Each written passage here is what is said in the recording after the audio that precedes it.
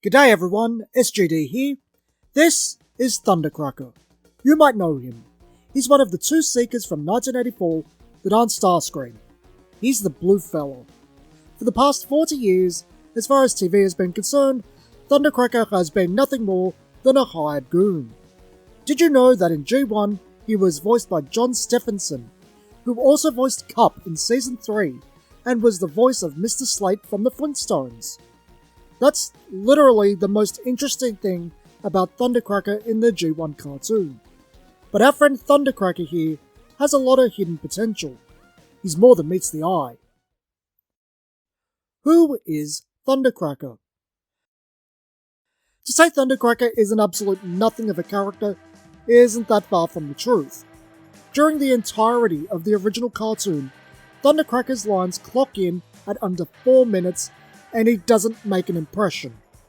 The best you can get is that Thundercracker sees Starscream for the boob that he is and would like to see him get his comeuppance.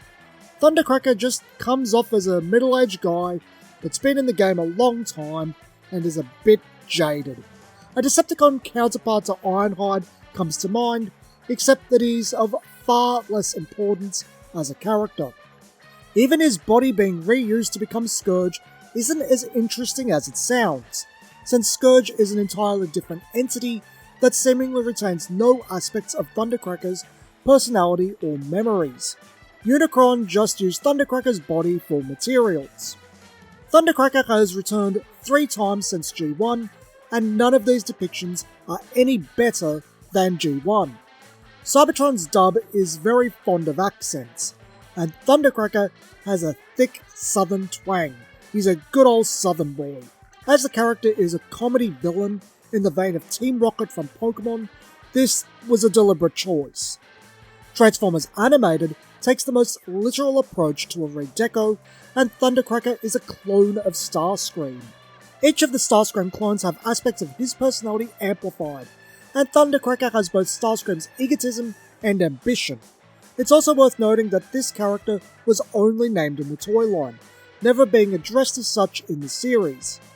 The final Thundercracker is from Cyberverse, where the character is much younger and positioned as a whipping boy to Slipstream, the female Seeker introduced in Animated. While alternative continuities can depict characters however they choose for whatever end goal, Cybertron and Cyberverse Thundercrackers have an interesting story behind their lack of intelligence: the original tech spec. On screen now are the original tech specs from Thundercracker's original box, courtesy of Nordic Transfans Association. As you can see, he has a 4 in intelligence of a possible score of 10. However, the tech specs for Thundercracker are where this character actually becomes interesting, starting with the fact that his tech specs are wrong. When Transformers was first being adapted from Microchange and Diaclone, Hasbro would continue their successful partnership with Marvel Comics that started with G.I. Joe. This resulted in newly promoted Marvel editor Bob Budiansky naming all 28 characters, writing their bios, and giving them their tech specs. In a way, he is the Larry Hama of Transformers. Transformers went through a lot of changes right up until the final deadlines, and with all of those changes, it's only to be expected that accidents would happen, and the Seekers were all printed with a different Seeker stats. Thundercracker has Skywarp stats, and Starscream had Thundercrackers. These are Thundercracker's actual tech specs, which gives him an intelligence stat of 7. But more than that, there is Thundercracker's bio. Thundercracker's bio is the bud of so much potential that has gone squandered on TV for the past 40 years. His quote is perfectly in line with Megatron's philosophy and likely where the TV personality comes from. "The deadliest weapon is terror." Sounds like something that someone with cartoon Thundercracker's characterization would say. Same goes for the opening line about having contempt for those that cannot fly. Remember that in the original G1 cartoon, all of the Decepticons can fly. In the middle, it mentions Thundercracker being able to produce weaponized sonic booms, an ability never used in the original cartoon or inherited by later Thundercrackers. But around that piece of information, his lack of conviction to the Decepticon cause. The rest of the original Decepticon crew bios talk about their ego, sadism, and penchant for opportunism, but none of them question the cause quite like Thundercracker. The Fur Parent. As mentioned earlier, when Transformers was being adapted from Microchange and Diaclone, Hasbro employed help from Marvel Comics, following the success of the Marvel G.I. Joe comic from Larry Hama. This included a Transformers comic book that ran for 80 issues. Unfortunately, Thundercracker's treatment in the Marvel comic is no different to his treatment in the cartoon. While the Transformers comics would go through multiple publishers, the most noteworthy as far as Thundercracker is concerned is IDW. IDW delved hard into the 1984 tech spec by having him start to question Megatron's methods in the creation of the Insecticons, which resulted in many misshapen test subjects being created, both insect and robot, but neither. This is the start of Thundercracker not relishing in the pain and misery of others, but having empathy, culminating in him siding with the Autobots to prevent a nuclear bomb from detonating over a city. He would make a couple of interesting statements in his exchange with the Autobots, stating there is no honor in this type of weapon, and the Decepticons are forged by combat, not slaughter. For his troubles, Skywarp would label Thundercracker a traitor and shoot him point blank in the head. Surviving his attack, Thundercracker would take refuge in a skyscraper. While he constructed a distress signal, it would take a year and a half for him to be recovered. In the meantime, he would watch a lot of TV, becoming fascinated with Earth and her life forms, changing to survive. Thundercracker developed a love for Earth's beauty in the process.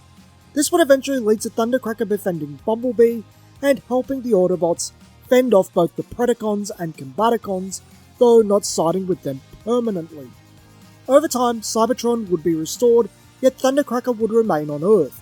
This would eventually lead to what defines Thundercracker as a character today, his pursuing screenwriting and becoming the owner of a pug-cross beagle named Buster. Thundercracker would see great success at the end of the first IDW run, being nominated for an award for his screenplay about G.I. Joe member Chuckles, while his fierce, paternal instincts for Buster produced some truly memorable scenes for the book. Eventually, Thundercracker would become a true neutral, never siding with the Autobots, but removing his Decepticon insignias.